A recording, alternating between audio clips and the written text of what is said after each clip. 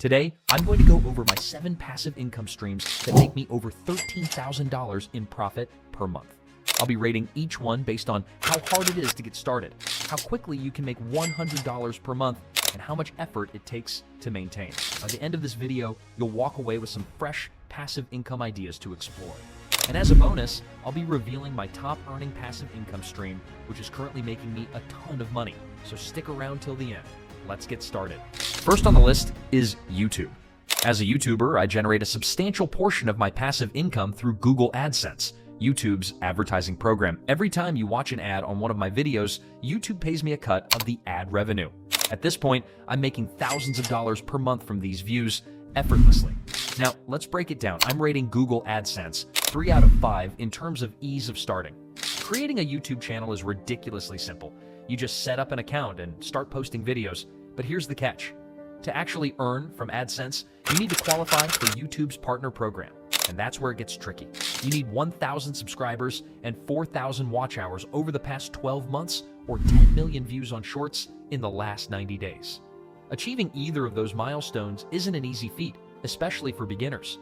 Once you hit those requirements, though, the doors to monetization swing open and you can start making money off your content.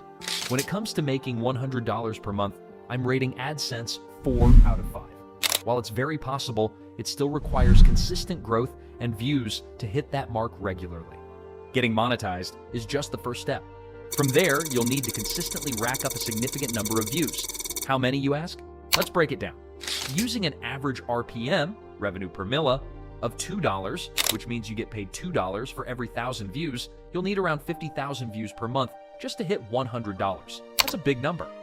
Luckily, the more videos you put out, the easier it becomes to hit that mark, since having more content boosts your exposure and overall views. As for maintaining it, I'm rating Google AdSense 2 out of 5 for effort. Once your videos are live, they can continue generating passive income without much effort on your end. AdSense keeps working for you as long as the views keep rolling in. However, viewership does tend to drop off over time, so you'll need to keep creating and uploading new content to maintain your income stream. If you're already a content creator or aspiring to be and want to learn the best ways to maximize your views on social media, drop a comment with report and I'll send you a free, downloadable global social media trends report. It's packed with data on the top performing content types, the best times to post, and other valuable insights to help you make money through content creation. Number 2 on the list, brand sponsorships. I partner with brands to promote their products and services on YouTube, Instagram, and TikTok, and these collaborations can generate up to tens of thousands of dollars per month. Now, some might argue that brand sponsorships aren't exactly passive because you have to actively create new content for each campaign. However, here's where the passive element comes in. As a content creator, I'm already producing videos regularly. Whether I have a sponsorship deal or not, content creation is part of my routine. So when a brand sponsors me, it doesn't add a lot of extra work, just a few tweaks to the script or edits to incorporate the brand message. To start, I'm rating brand sponsorships 3 out of 5. It takes time to land your first deal because not only do you need to consistently produce quality content, but you also have to grow your following to a level that attracts potential sponsors. That means building credibility and an engaged audience, which can take a lot of effort up front. Once you've established that, though, brand sponsorships can be a highly lucrative income stream with relatively minimal added work. Most importantly, your content needs to be sponsorable. What I mean by that is your audience should align with the types of consumers that brands want to reach. For example, if you run a meme account on Instagram, it might be tough to secure sponsors because the audience for memes is often too broad and less commercially viable. Brands want targeted audiences that are likely to spend money on products. In contrast, niches like tech or makeup are much more sponsorable because their audiences are specific, have disposable income, and are more likely to buy products recommended by their favorite influencers. To make $100 per month, I'm rating brand sponsorships 3 out of 5. The difficulty will vary greatly depending on the creator.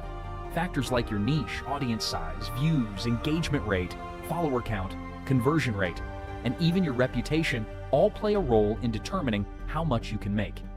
If you're in a highly sponsorable niche like tech or beauty, you might reach this milestone more easily. To maintain this income stream, I'm rating it 4 out of 5. The key to maintaining brand sponsorships is to consistently create high-quality content that continues to attract views and keep you relevant. However, even if you tick all those boxes, there's no guarantee of a steady stream of sponsors. Sometimes you'll need to proactively seek out sponsorships or consider joining a talent agency to help you secure deals. Fortunately, I'm at a point where most sponsors come to me, making it a more passive form of income. Plus, I sign long-term multi-video deals, which adds more stability to my sponsorship income stream. Number 3, print on demand. It is a fantastic, largely passive way to earn money. The beauty of it is that you only produce products when a customer buys them, so there's no inventory, printing, packaging, or shipping to worry about. The company handles all of that for you. That's why this method is extremely passive once it's up and running. With Pod, you can sell a variety of custom items such as t-shirts, hoodies, wall art, mugs, ornaments, and more. To start, I'm rating print on demand 2 out of 5. The initial setup is relatively easy. You just choose a Pod service like Printify or Printful, select products from their catalog, and then add your own custom designs. Creating those designs will be the most time-consuming part, but tools like Printful's built-in Design Maker, Photoshop, Canva, and AI art generators make it easier. Once you got your designs, you upload them to your products and link them to a marketplace like Etsy or your own website, and you're ready to start selling. To make $100 per month, I'm giving print on demand a 3 out of 5. How quickly you hit this target depends on a few factors, like what products you're selling. For example, t-shirts and wall art tend to have higher profit margins compared to smaller items like stickers, meaning you'll need fewer sales to reach $100. But regardless of the product, your success will hinge on creating designs that stand out and tapping into profitable niches. To maintain, print on demand is a 2 out of 5. Once your products are listed, the Pod service takes care of everything: printing, packaging, and shipping. Your role from this point forward is simple. Focus on marketing and creating more designs to drive additional sales. Whether you're running ads or relying on organic traffic, the more eyes on your store, the better. The process is incredibly low maintenance, but the key to scaling is consistently adding new, appealing designs to grow your catalog and attract more customers. Number 4, marketing agency. I've turned a once time-consuming business of offering marketing, content creation, copywriting, and social media management services into a passive income machine, making tens of thousands of dollars.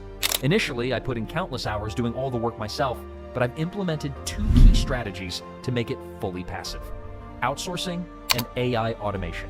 By hiring workers to handle daily operations, I've freed up nearly all of my time.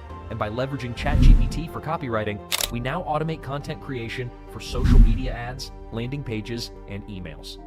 Starting a marketing agency is relatively easy. You just need a website and an email address, but turning it into a passive income stream is where the real challenge lies. Unless you start your agency with outsourcing, which I don't recommend, especially if you lack the expertise to properly manage what you're outsourcing, building a successful agency will require effort. You'll need to cold call, send emails, and network to land clients. From there, you'll have to hold sales calls to close deals, and most importantly, you must be able to deliver results for your clients. Over time, as your agency grows, you'll acquire enough knowledge and capital to start outsourcing tasks, and that's when it can truly become passive. To make $100 per month, I'd rate starting a marketing agency at 2 out of 5.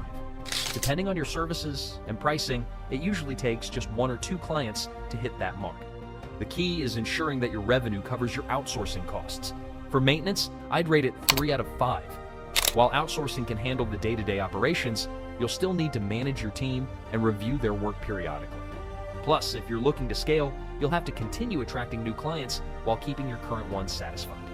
Currently, my agency isn't accepting new clients, which makes it far more passive than most. Number 5, affiliate marketing. A powerful way to earn passive income by promoting products or services through unique links and receiving a commission for each sign-up or purchase generated. The beauty of affiliate marketing lies in its versatility. You can share these affiliate links through various channels such as paid ads, blog posts, websites, and most notably, social media. Personally, I list my affiliate links in the descriptions of my YouTube videos, and this simple strategy has allowed me to earn hundreds of dollars each month from conversions. To kick things off, I would rate affiliate marketing a 1 out of 5 in terms of starting difficulty, as there are thousands of affiliate programs available for you to join for free, including giants like Amazon and Shopify. They provide you with a unique link, and it's up to you to get the word out. When it comes to making $100 per month, I give affiliate marketing a 3 out of 5 for ease. The potential for success largely depends on what you're promoting. Each affiliate program varies significantly. Some pay for each sign-up, while others reward you for purchases or even clicks.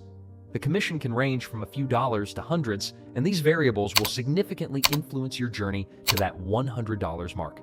When it comes to affiliate marketing, there's a clear correlation between the profitability of a product or service and the earnings from its affiliate program.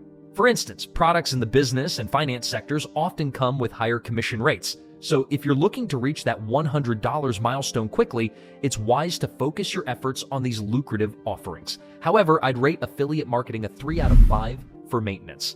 While the affiliate links themselves don't require ongoing effort, the real challenge lies in consistently converting visitors into customers each month. To effectively maintain your income, you'll need to generate steady traffic to your links, whether through ads or by creating engaging content. To minimize your workload, I recommend promoting your affiliate links through evergreen content, pieces that remain relevant over time, like tutorials, guides, and reviews. This type of content can attract a continuous flow of visitors, ensuring that your passive income stream remains robust. Additionally, I've included a list of some of the top-paying affiliate websites in the description so you can access them for free and start racking up serious earnings. Number 6, digital products. This category includes things like PDFs, templates, ebooks, online courses, and art. Selling digital products is not only easy and scalable, but it also has a high profit margin and can create passive income. I would rate the difficulty of getting started with digital products as 2 out of 5. Thanks to technology, creating these products is simple and inexpensive. You don't have to worry about manufacturing costs, taking up physical space, or running out of stock because you can just copy and paste your digital products as much as you need. You can sell digital products anywhere, from popular marketplaces like Etsy to your own website. To make $100 per month, I would give this a 3 out of 5 rating. While it's not hard to start selling digital products, you might face a lot of competition, which can affect how many you sell and at what price. If you can show that your product is valuable and market it well, there are plenty of people ready to buy. For maintaining your digital products, I would rate it a 2 out of 5. You might need to update your products occasionally to keep them current, but most of your effort will be in marketing. To keep your sales coming in, you'll need to promote your digital products consistently, making this a great way to earn passive income.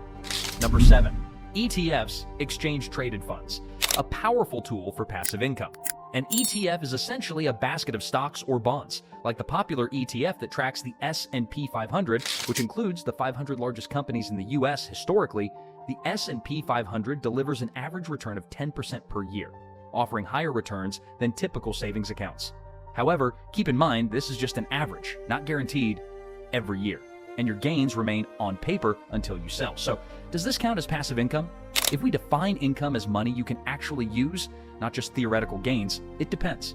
Unless your ETF pays dividends, the regular payouts many companies give to shareholders from their profits, your earnings are just potential profit.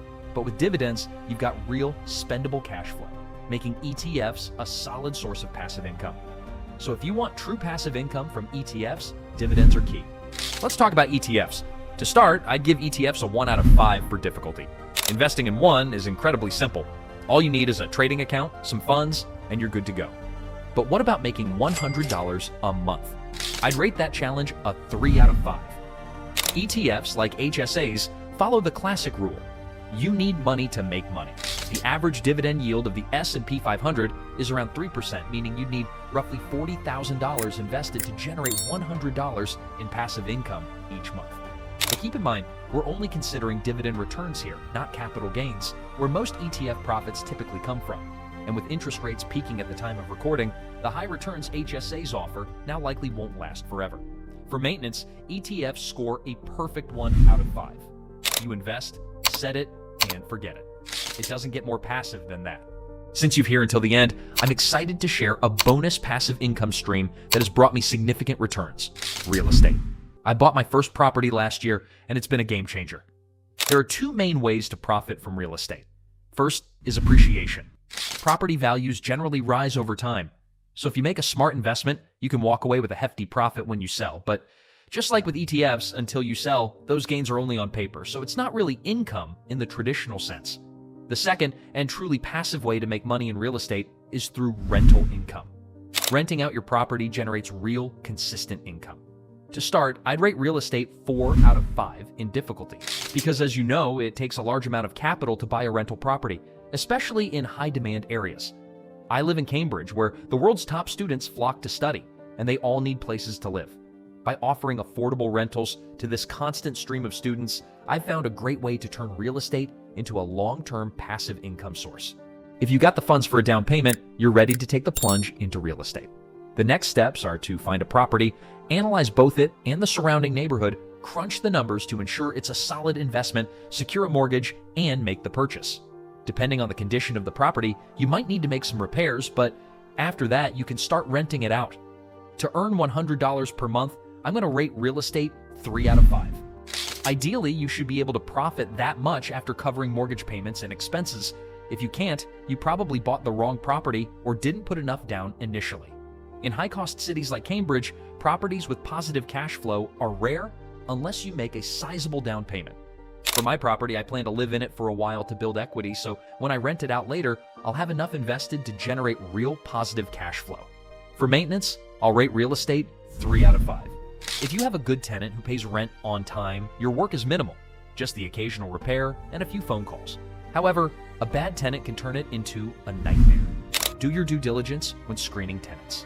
If you want to make real estate truly passive, you can hire a property manager to handle everything for you, though that will cut into your profits. And those are my 7 passive income streams. If you enjoyed this video, don't forget to like, subscribe, and stay tuned for more.